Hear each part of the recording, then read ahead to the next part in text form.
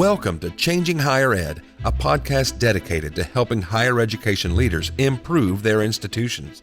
With your host, Dr. Drumm McNaughton, CEO of The Change Leader, a consultancy that helps higher ed leaders holistically transform their institutions. Learn more at changinghighered.com. And now, here's your host, Drumm McNaughton. Thank you, David. Our guests today are Dr. Artem Gulish and Katherine Campbell from the Georgetown University Center on Education and the Workforce. Dr. Gulish is a senior policy strategist and research faculty at CEW, and his areas of research include youth policy, the present and future of good jobs, and many other areas that affect higher education. Ms. Campbell is an associate director of editorial policy and senior editor-writer at CEW and co-authors many of its publications. Dr. Gulish and Ms. Campbell join me today to discuss their most recent study, The Uncertain Pathway from Youth to a Good Job, which highlights the differences between the millennial and boomer generations in their quest of finding that good job, the one in which they can achieve financial security. There's a lot of factors which go into this, and we're here to talk about these and what universities can do to help millennials become better financially secure earlier in their lives. Artem, Katherine, welcome to the show. Thank you. Thanks very much for having us. Thank you. Yeah, it's my pleasure. Now, you guys, you just came out with this great report entitled How Generational Differences Impacted the Good Jobs. That's, your basic research question. But before we get into that, would you please introduce yourselves a little bit? Because I think your background is really important for setting the stage for our conversation. So Artem, if you wouldn't mind, you were the principal researcher on this, correct? Well, Tony Carnevale was, but yes, we were handling a good bit of it, yes. So my name is Artem Gulish. I'm a senior policy strategist and research faculty at the Center for Education and the Workforce at Georgetown University. I'm originally from Ukraine. I came to the US around the time I was in middle school, and I've dealt with quite a bit of challenges and complexities of trying to figure out the US education system, and now trying to help others to have an easier time of it, to find economic opportunity and to make the most of their education. So you've essentially lived this study. To a degree, yes. It's I faced certain challenges as someone from another country. My parents never had an opportunity to go to college in this country. They went to college back in Ukraine, but it's very different. So they didn't know how the system works or what was feasible for us. And then later on, when I graduated grad school, I also ended up trying to find a job in one of the most challenging job markets in recent history following the Great Recession. Yeah. Well, thank you. Katherine, if you would, please. Sure, thanks. I'm Katherine Campbell. I am the Associate Director of Editorial Policy here at the Center on Education and the Workforce at Georgetown.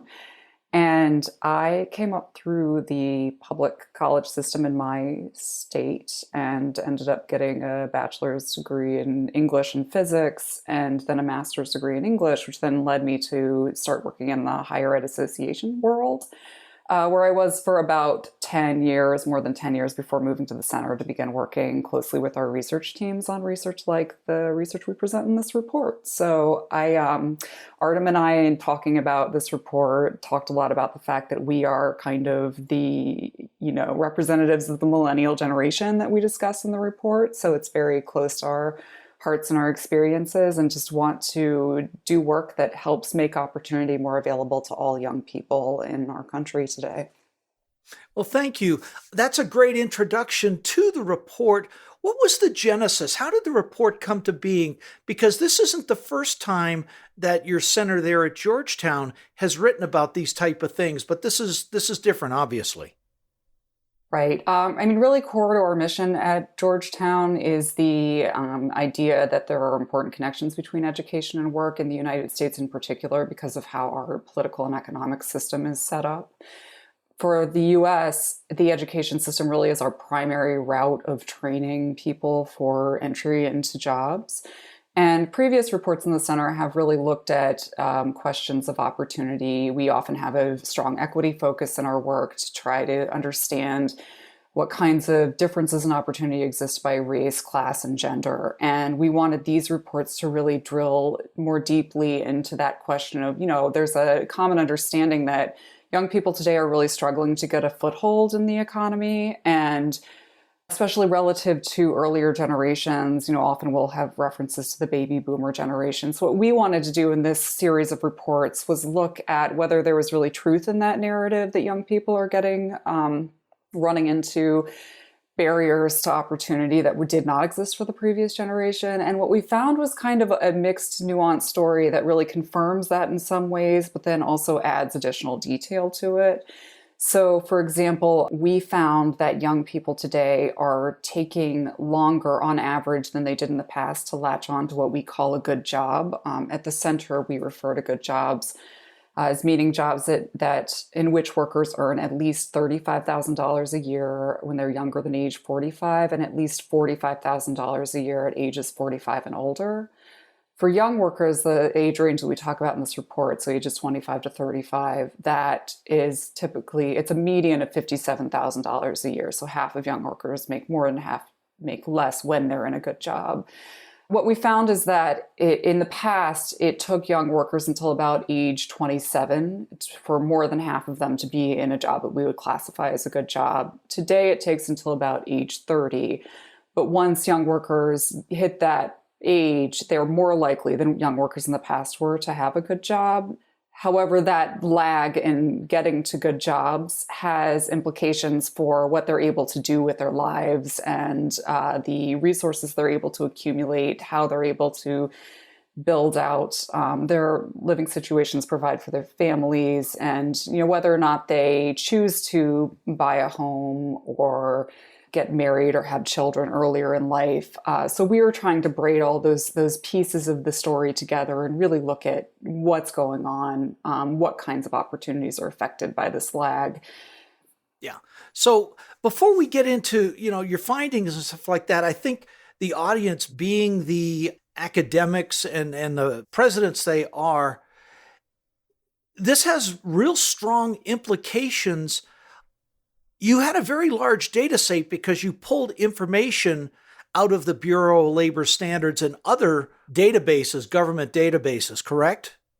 Yes, this analysis is based on a number of large government data sets from Bureau of Labor Statistics, from Census Bureau, from the National Center on Education Statistics, from the Federal Reserve, surveys like American Community Survey, Current Population Survey, Survey of Income and Program Participation, National Longitudinal Survey of Youth for 1997 onward, and Survey of Consumer Finance, to name a few. So large government data sets that collect good amount of demographic information, education, employment earnings that really sort of allowed us to delve into it and unpack what these pathways look like for different groups. Mm-hmm. And now the different groups, you found some major differences between the groups, between race, between genders. Can you talk to those a little bit, please? Yes, we definitely found major differences between groups. So we looked primarily between the ages of 25 and 35, and by age 35, 67% of young men in the workforce have a good job, whereas for young women, that number is only 55%. And similarly, 69% of young white workers have a good job by age 35 compared to 54% of Black African American workers and just 43% of young Hispanic Latino workers. So even by age 35, majority of young Hispanic Latino workers do not have a good job. Mm-hmm. And from a gender perspective, Catherine, that you saw differences as well, correct? We did. We found that young women are more likely throughout their 20s and 30s to have a good job than young women in the previous generation at the same ages. Young men take a bit of time catching up to the previous generation. So they do not outpace the previous generation until age 34. But throughout those ages, young men continue to have a higher likelihood of having a good job than young women do. So young men are still more likely to have a good job than young women, even though young women are doing better than the previous generation. Young men aren't necessarily at all times. Yeah, I'm curious because why are Blacks and Hispanics lagging as much as they are? Did you find any reasons for that? So there is a very long and extensive list of reasons. There is a long and difficult history in the U.S. when it comes to race and ethnicity.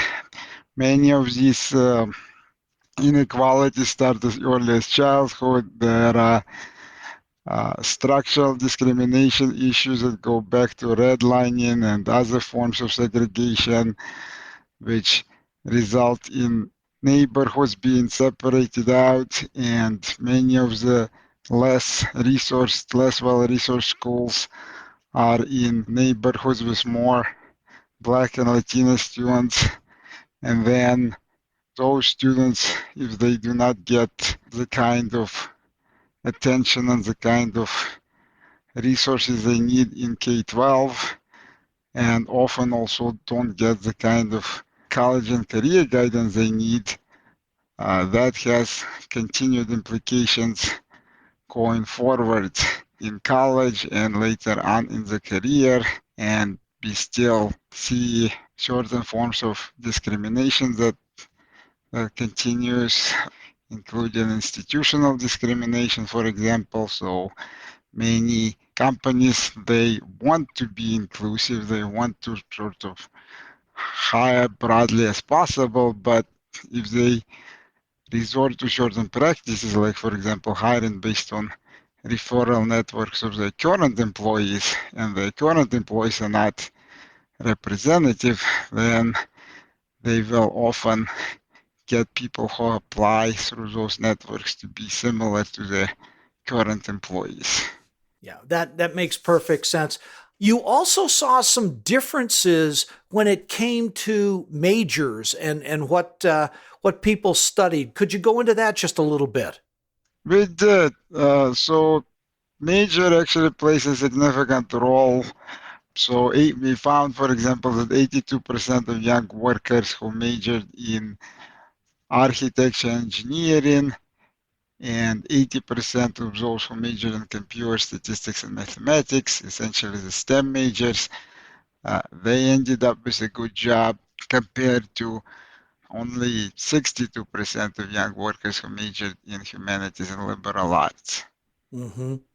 And then also healthcare as well. Yes, and then on the occupation side, we also looked at it, and from the occupation perspective, that also made a big difference regardless of the education. So on the occupation side, healthcare professional and technical occupations did better. So 74% of young workers in those occupations had a good job. Similarly, in management, 74% of young workers had a good job, and over 80% of young workers in computer and math and architecture and engineering had a good job, whereas for personal care and service, for example, it was just 16%, for healthcare support 22%, and then for food preparation and building and grounds cleaning and maintenance only 14%.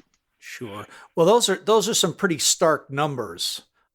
it's as obviously if folks are, millennials are, I shouldn't say waiting, if they're not able to land that quote good job until their mid 30s, this has huge financial security impacts, especially with student loans, et cetera. I'm sure you found some basic causal factors that presidents, board members, and people in industry could say, okay, this is why this is happening, and things that we can do. So I think I read when I took a look at your report, there were three causal factors. Yeah, that's right. We found that because post-secondary education plays such a big role in your access to good jobs, there are some factors related to education that are preventing young people from being able to get the preparation they need to really move into a good job at an early age. Those three things are the rising post-secondary education costs, which I'm sure is not a surprise to anyone.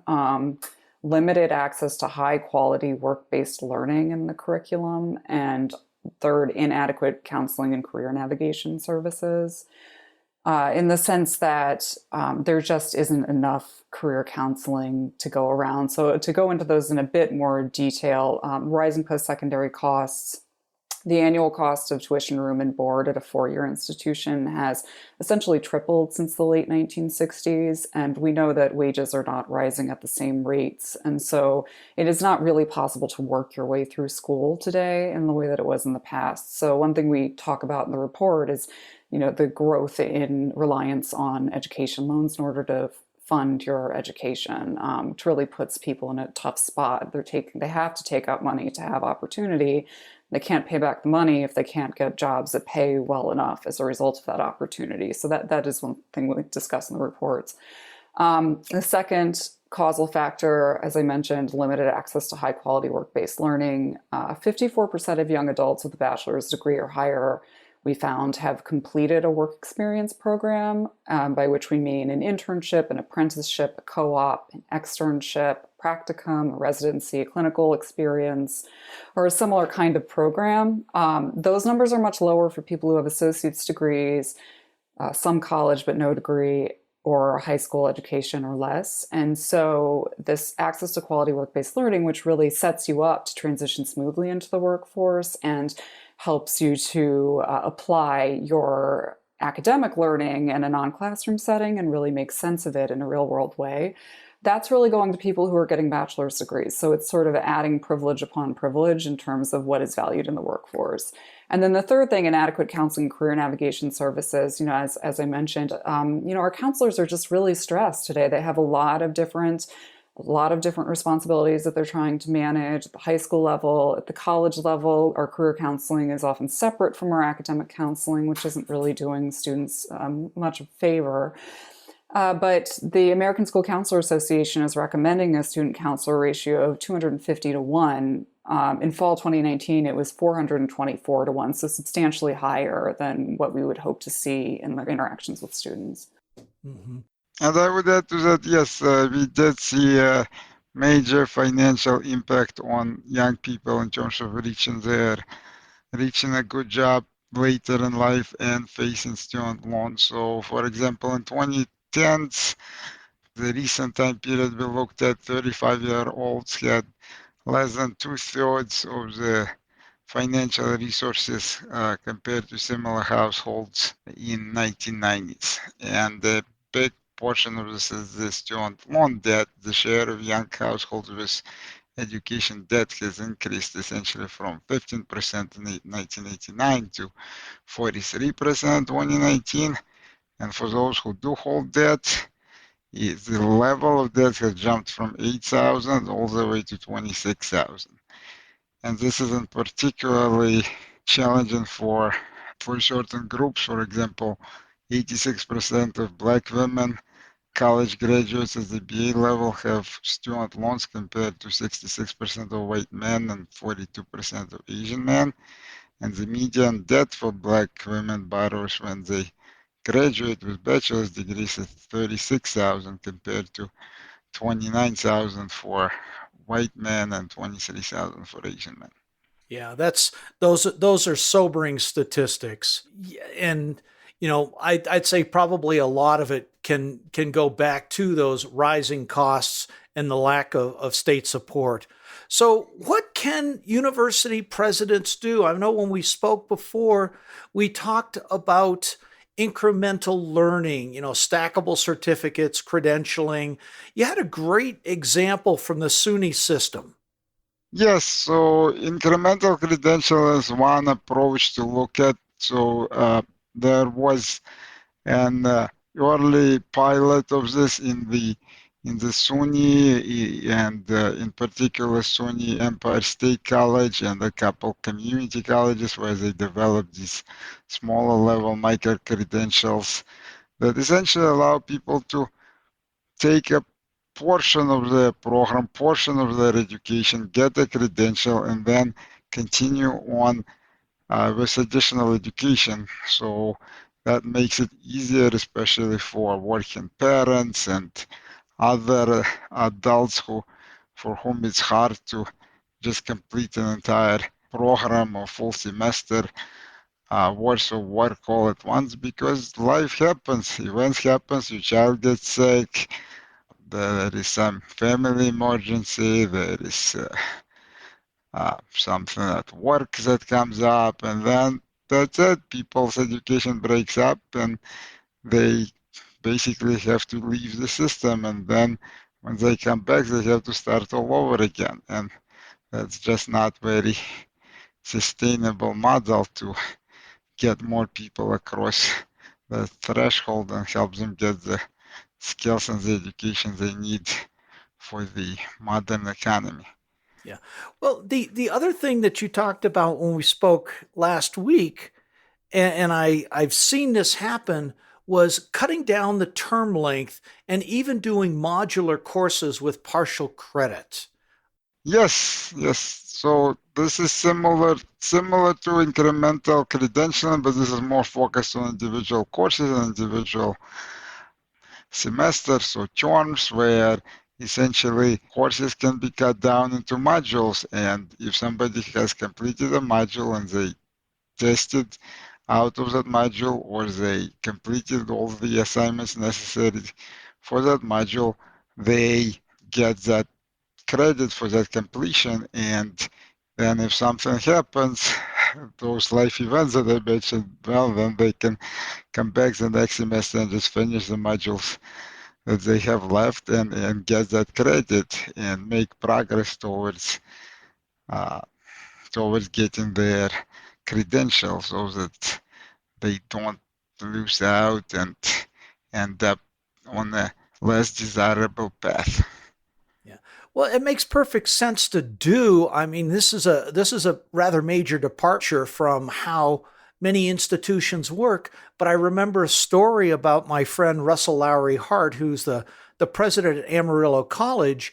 They shortened their term length from semesters down to quarters because they found that life gets in the way, as you said, Artem, and they have so many people with life experiences that come up. Homelessness was one big issue, and by cutting down the length of the term, they were able to really boost that, plus a lot of other things. But they were able to boost their persistence rate up to over 80% from down around 14. I mean, those are just amazing numbers. One of the other things that you talked about was the need to expand work-based learning experiences. Would you talk to that, please? Yes, so essentially, young people often need at least some kind of work experience. Most good jobs, even at the entry level these days, require at least 1 to 2 years of work experience. So they need to be able to get that experience as part of their education. And right now, many academic programs do not have that built in. So young people are finishing their education, they're going out there in the labor market and they're facing a catch-22 where they need to get a job to get some experience, but they need, in order to get a relevant job, And the good jobs, they need to have some experience, so some work experience. So colleges need to work more with employers to integrate various forms of work-based learning so that students can gain those kinds of experiences. And on top of that, those kinds of experiences also help students figure out what it's actually like to work in a job, in a profession related to whatever they're studying, and if that is actually something they want to do for a good chunk of their life. Mm-hmm. Yeah. This is especially important for lower income students, is it not? Yeah, I mean, we found that for low-income students in previous work the center has done, we have found that employment can actually have a negative impact on low-income students. Working less than 15 hours a week is actually typically beneficial to students, but if a student needs to work more than that, it can have a negative impact on their grades or likelihood of graduating, other factors. It's really important that we make sure that low-income students are able to pursue their education while working, but not working so much that it harms their ability to complete their education. Another thing to really keep in mind is that high-income students might be more likely to be in work that is directly related to their disciplinary studies. And it's very important that that students not have to select or be limited in their work opportunities to what will give them the most money, as opposed to what will give them the best experiences that will help them build toward the careers and goals that they're in school to pursue in the first place. And so there are things that college presidents could do to encourage faculty to build relationships with employers, to give those opportunities to more students. Paid internships are very important because they allow low-income students to earn some money to support themselves as they're also developing these skills related to their disciplines and their aspirations. It is really essential that we make sure that those really good opportunities, the high prestige ones, the ones related to disciplinary learning, are not solely going to students who are coming from wealthier backgrounds and have the resources they need, while low-income students are working in jobs that are really unrelated to their pursuits. It's not to say that you can't learn from any kind of job. You certainly can. I mean, there are soft skills you would learn in any opportunity that can be helpful. The issue is that, there's a limited amount of time in a day. Some opportunities are better than others, and those shouldn't be distributed based on where students are coming from or how much money they have in pocket to begin with. That makes sense. And I can't believe this time is just flying by as quickly. There were a couple of other things we discussed. A better use of gateway courses instead of trying to screen people out as getting people more included. The need for integrated career counseling with student advising. I mean, this is something that I see throughout higher ed, is they seem to be in separate buckets, and that really doesn't help. And then creating a more accessible and diverse student body. How is this important for university presidents to do within the context of creating more opportunities for millennials earlier on in their careers? Well, I mean, it's really important, we think, for the country as a whole, for our student bodies to reflect the country as it exists today. And millennials are a more diverse student body than previous generations were. We still see stratification in what kinds of educational opportunities young people from marginalized communities get. So Black and Latino students might be more likely to be in institutions with fewer resources. And so making sure that there are pathways into all kinds of institutions, and all institutions give strong opportunities for students to succeed, is really important. We found that relationships between professors and students and caring adults and students are very important. Gallup polling from a few years ago showed that the odds of being engaged at work as a graduate are 2.2 times higher for graduates who report that they had a mentor who encouraged them to pursue their goals and dreams. They're almost twice as high if their college professors cared about them as a person. So those personal connections are really key to helping students succeed. And when we think about diversity, it's really important for the personal connections to be affirming of students' identities and where they come from, so students feel that they're valued at their institutions and that their contributions are important. We've seen in other areas that diversity really creates stronger workplace outcomes. People need to know how to work together across differences. They need to be able to see through things that may not be evident to them because of the kinds of backgrounds they may have come from. And the more diverse voices you have in a conversation, say in a workplace setting, the more likely you're going to be to consider all possible outcomes and factors when you're trying to make a decision about a difficult problem that you might be grappling with. I'm being vague because I'm talking about really in any kind of work setting that it's important to have diverse life experiences there. So, and this also very much relates to the gateway courses, and particularly like STEM.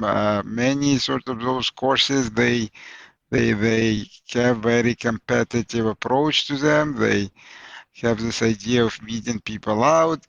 And I think what often is not realized is that oftentimes promotes dominant culture, it promotes groups that are currently successful in those fields. They're the ones that are more likely to succeed in that environment. And given how much need we have for STEM workers at all levels, I don't think we should be weeding people out. I think we should be trying to get as many STEM workers through as we can. Right. We need gateways that invite people in instead of shutting them out. Yeah.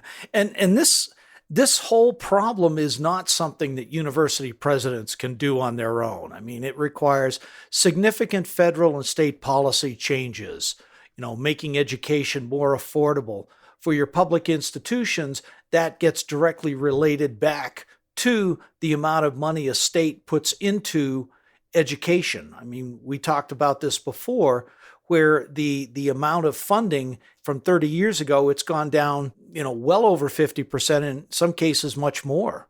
Yes, and there is a very big question in terms of whether or not that is good economic policy, because in general we see that states and localities that have higher educated workforce tend to do better. They tend to have more jobs, they tend to have more competitive industries moving into them, and they tend to collect more taxes as a result of that. So, trying to save money by not investing in education, by not investing in workforce development, and not preparing people for future of jobs seems like, short term may relieve some financial pressures, but in the long term it may be a really big cost to states that take that approach.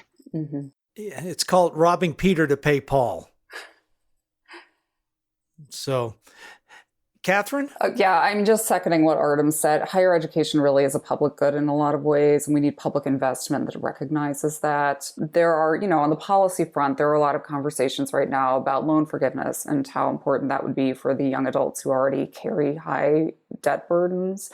And that certainly is one way that we could help, especially if it were targeted loan forgiveness, to try to create some more equity to try to address these equity gaps that we're seeing in terms of debt that we discuss in the report. But it's also treating the symptom. It's not really treating the problem directly. We need higher education to be more affordable, so anyone who wants to pursue it is able to do that without putting themselves at huge financial risk moving into the future. We do want there to be good jobs for people who don't have a higher education degree or credential, a post-secondary degree or credential. But we also know that post-secondary education is the most reliable pathway to a good job in this economy, and we want to make it reliable for as many people as it can be.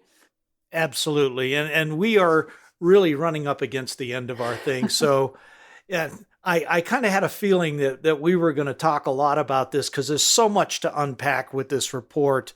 We will make sure that we provide a link for the report so people can fully unpack it. But if you would, give me top 3 takeaways for presidents and board members. What is it that they can do to help alleviate this issue that you've discovered? Well, a big thing is that they can help ensure that the transition points between different parts of the pipeline are smoother for young people. That can involve things like pursuing the ability for what, some people refer to as reverse transfers. If people choose to stop out, that they can get a credential based on the credits that they've already completed, and then potentially, have a smoother pathway back into higher education should they be able to or choose to pick it back up later on. It could be things like offering a community college bachelor's degree, which would involve working with your state legislature to make that something that's allowed in your state. About half the states do that right now. It's really understanding that, these things that are happening when young people in their 20s are critical. So we think that they catch up later on, but those first few years out of college or, after leaving college with or without a credential are really important for getting people that foothold into the economy so they can build a career and accrue the means to make the decisions for themselves and their families that they want to make.